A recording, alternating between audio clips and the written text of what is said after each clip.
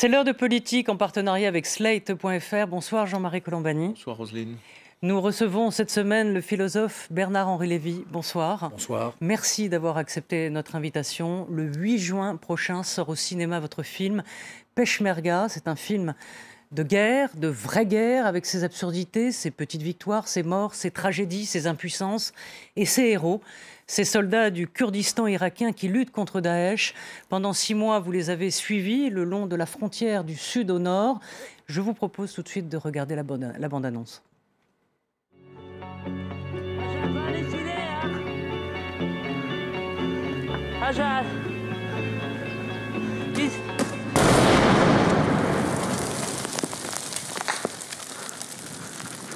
C'est vous.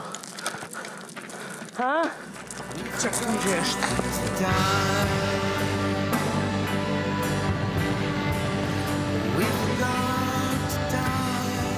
Maybe down.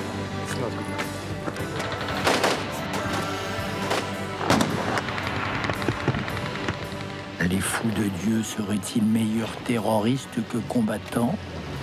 Nous aurons passé 6 mois sur la route de cette guerre à vouloir comprendre. عجب باش بزنت هندی پشمرگه هيا دی برابونیش آخو خاکت و هر بوستا که دو عش لسر بد پشمرگه بر هوا خوا گوری و آخی بکن.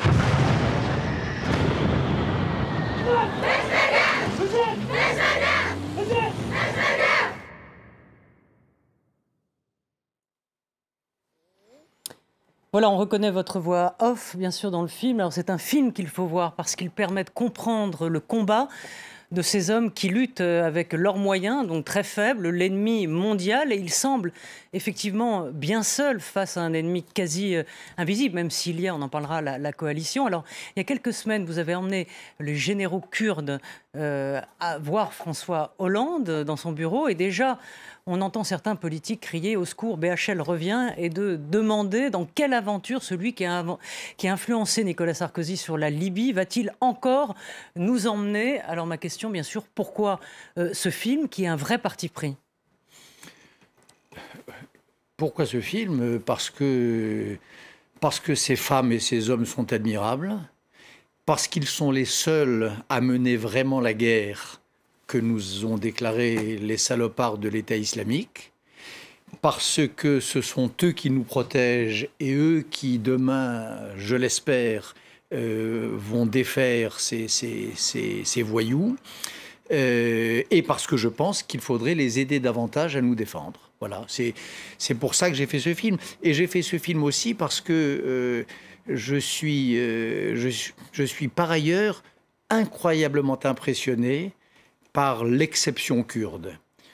Au cœur du Proche-Orient, dans un pays à majorité musulmane, la place des femmes, la tolérance à l'endroit des autres religions, la fierté avec laquelle on brandit les traces de la mémoire juive, le soin avec lequel on défend et la passion avec laquelle on défend les chrétiens, ceux qui restent du christianisme d'Orient, etc. Pour toutes ces raisons-là, c'est vrai que je me suis engagé à corps perdu dans ce film. Alors, avant de passer la parole à Jean-Marie Colombani, peut-être comment vous expliquez cette exception kurde? Ce sont des musulmans. Comment et pourquoi ont-ils été immunisés, en quelque sorte, contre l'islam radical? Écoutez, peut-être parce qu'ils en ont beaucoup souffert, peut-être parce qu'ils ont souffert pendant des décennies d'une forme d'impérialisme arabe, l'arabisation forcée de certaines des villes ou des villages que je traverse, parce qu'ils ont une culture à la fois d'enracinement et d'exil, parce qu'ils sont à la fois patriotes et cosmopolites. Voilà, tout ça les immunise contre la tentation djihadiste. Djihadisme est un mot qui, pour eux, chez ces musulmans-là, ne veut rien dire. Ou ça veut dire ce que ça veut dire théologiquement, c'est-à-dire l'effort spirituel, mais certainement pas le sens que le mot a chez les fous de Dieu. On va revenir sur le terrain, sur la guerre, etc. Mais pour faire retour sur la question initiale de Roselyne, dans quelle aventure allez-vous vous engager ou allez-vous nous engager, toute proportion gardée, c'est évidemment en référence à l'opération libyenne, intervention libyenne, succès militaire de cette intervention libyenne. Et puis ensuite, aujourd'hui, ce que l'opinion considère, c'est que de cette intervention est né le chaos. Le chaos actuel où est en train de se réinstaller Daesh d'ailleurs. Donc voilà, quel regard, j'allais dire presque autocritique, portez-vous, si vous en portez un, autocritique, sur cette période-là, sur cet épisode libyen, pour qu'on puisse après tranquillement, enfin tranquillement, tout est relatif, parler des Peshmerga et de ce qui se passe en Syrie et en Iran. En Libye, Daesh ne s'installe pas, Daesh recule en ce moment. Daesh recule en Libye. Deuxièmement, le chaos, moi ce qui me dévaste, c'est plus encore que ce qui se passe en Libye, c'est ce qui se passe en Syrie. Le chaos syrien. Les millions de personnes arrachées à leurs terres et cherchant un asile précaire au Liban, en Jordanie et en Europe. Et tout ça, c'est quoi? C'est le fruit de la non-intervention. Voilà. Il faut se le rappeler, ça, tout de même. Qu'est-ce que le Kurdistan? C'est une autre histoire. Là, il ne s'agit pas de libérer un peuple d'une dictature, il ne s'agit pas d'ingérence, il s'agit de nous défendre nous-mêmes. C'est-à-dire, je crois que si nous prenons, ou bien nous sommes en guerre, ou bien nous ne le sommes pas, ou bien nous pensons que nous avons affaire à une sorte d'État implacable, terroriste et qui représente un nouveau fascisme. C'est mon cas, c'est le cas de beaucoup de nos concitoyens, l'État islamique. Dans ce cas-là, il faut se donner les moyens de les combattre. Or, aujourd'hui, vous pouvez prendre le problème dans le sens que vous voulez. Les seuls à combattre l'État islamique, c'est les Kurdes. Donc, ou bien on les laisse tomber. La coalition, La coalition, bien sûr. La coalition, c'est une coalition qui vient en appui. On la voit peu dans votre film, hein. On voit 2-3 avions.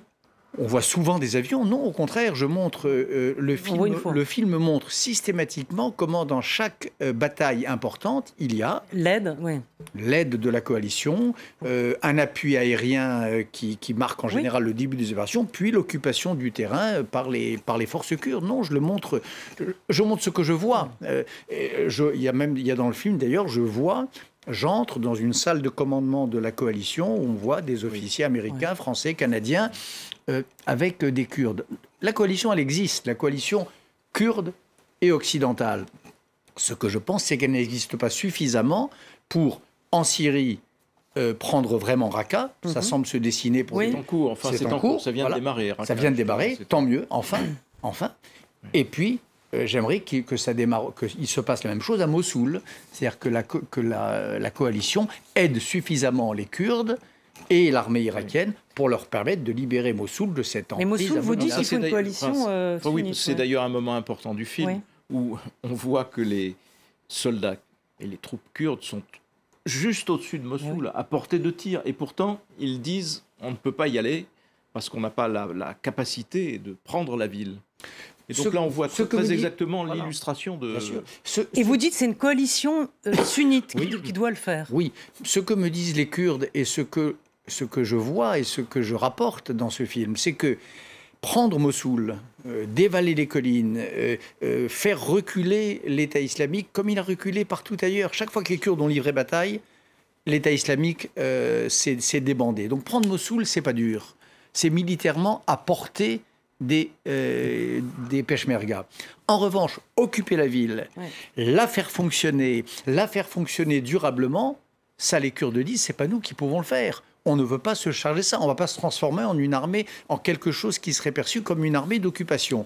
Donc, pour que l'État islamique, qu'on lui casse véritablement les reins, c'est-à-dire pour prendre Mossoul, il faut une coalition tripartite, les avions occidentaux d'une part, les troupes au sol kurdes d'autre part, et une armée arabe sunnite, enfin venant de pays arabes sunnites, lesquels, qui pourraient occuper durablement Mossoul. Voilà, ça marchera comme ça. Mossoul, dont il faut rappeler que c'est la capitale, entre guillemets, de l'État islamique. Capitale d'État islamique, c'est aussi c'est une ville qui, pour la chrétienté du monde entier, a une signification énorme. Cette région, la plaine de Ninive, c'est une région qui est très importante pour les débuts de la chrétienté, où vous avez les tombeaux que nous filmons, de Naoum, de Jonas, de plusieurs autres prophètes. Donc on est là dans un carrefour de civilisation, dans un lieu d'immense importance stratégique, et on est surtout, Mossoul, dans le quartier général, où sont programmés les attentats du Bataclan, de l'Hypercacher, de Charlie Hebdo et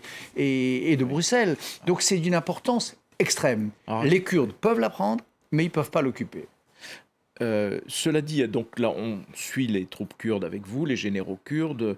On participe, grâce à vous, de leur combat. Et pourtant, leur objectif n'est pas exclusivement de repousser Daesh ou de vaincre Daesh. Les Kurdes ont un objectif national. Ils sont partagés entre les Kurdes que l'on suit, qui sont les Kurdes d'Irak, mais il y a aussi des Kurdes en Iran, il y a des Kurdes en Syrie, et il y a des Kurdes surtout en Turquie. Et donc leur objectif à terme, ce pourquoi ils se battent aussi, c'est pour réussir. Or ça paraît vraiment, c'est mission impossible, compte tenu de la relation entre les Kurdes et le gouvernement turc actuel. On a vu ce qui s'est passé en Syrie également, et l'Iran n'est pas... Enfin, je veux dire, c'est un cas de figure assez impossible. Donc, oui, mais c'est pas tout à fait ça. C'est vrai qu'il y a un patriotisme kurde scellé dans des siècles de mémoire, de poésie, de littérature et de gestes militaires, c'est vrai. Mais c'est un patriotisme mesuré, c'est un patriotisme lucide. Et je vais peut-être vous surprendre, mais j'ai rencontré peu de Kurdes irakiens qui pensent qu'il va y avoir demain un grand État kurde unifiant les 4 fragments. C'est pas leur but aujourd'hui. Ils savent que c'est extrêmement... le grand Kurdistan, ça reste en effet une idée un rêve. Peut-être une chimère, mais ce n'est pas l'objectif d'aujourd'hui. Si vous interrogez, en tout cas ceux que j'ai rencontrés, à la fois des hommes simples et des responsables militaires et politiques, ils voient plutôt une espèce de fédération de régions confédérées. C'est-à-dire, je pense que le rêve serait un KRG, le Kurdistan irakien, beaucoup plus autonome de l'Irak qu'il n'est aujourd'hui. C'est ça, en fait, l'objectif, c'est ça aussi, en Irak. Oui. C'est de s'affranchir de la tutelle... L'objectif, c'est de sortir de cette situation absurde. Vous avez l'Irak, qui est un vrai État, sauf qu'il n'en a aucune des caractéristiques. À part le fait d'être représenté à l'ONU et de voter à l'ONU, c'est un État failli, c'est un État en débandade. Et de l'autre côté, vous avez le Kurdistan, qui n'a pas la dignité officielle d'un État, mais qui a tous les attributs de l'État.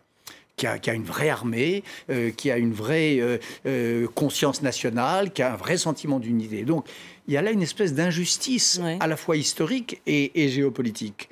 Donc, c'est vrai, et je pense qu'ils ont raison, les Kurdes d'Irak souhaitent échapper à cette emprise absurde de ce qui reste de l'Irak. Les Kurdes syriens, la même chose d'ailleurs. Et ils ont d'ailleurs conquis récemment, on vient d'ouvrir il y a quelques jours à Paris, leur représentation régionale, une indépendance régionale, le Kurdistan syrien. Mais là encore, je ne vois pas, pour ça, où est-ce qu'il va nous entraîner ? Il n'y a pas ce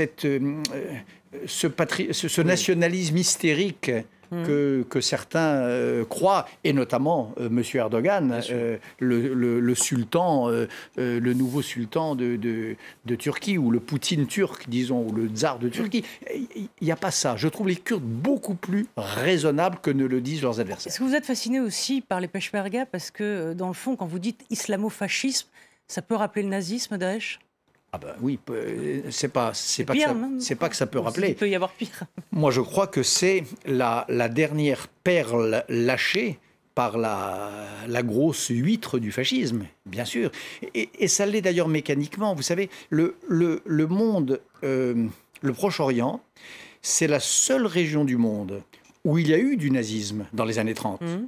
En particulier les frères musulmans, mais où, après la Seconde Guerre mondiale, on a créé l'illusion, l'idée fausse qu'il n'y en avait jamais eu. Comme Tchernobyl, qui s'était censé s'être arrêté à la frontière française, il y a eu cette idée que le nazisme s'était arrêté aux frontières du Proche-Orient. Donc, il y a eu un nazisme dans les années 30. En 1945, on a décrété qu'il n'y en avait jamais eu. Résultat, c'est le retour du refoulé, il revient. Et le retour du refoulé de cette part proche-orientale du nazisme, qui était par exemple les frères musulmans, c'est aujourd'hui Daesh, bien sûr. Enfin, c'est le djihadisme dans ses diverses formes. Donc, c'est pas seulement que ça fait penser au nazisme, c'est que c'est vraiment un avatar. Un avatar du nazisme, je le crois. Merci, on se retrouve avec vous, on continue cet entretien, bien sûr, mais tout de suite, un flash d'information.